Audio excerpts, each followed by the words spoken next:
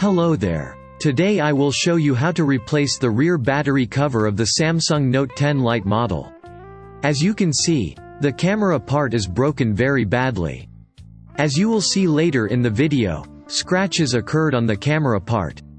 Fortunately, this issue does not adversely affect camera and photo quality. I am not changing the camera for now. Today we will only replace the back cover of the phone. On many phones and Samsung models, you will see here, you can repair your phone by doing the same operation. I leave you alone with the video. Have a good time.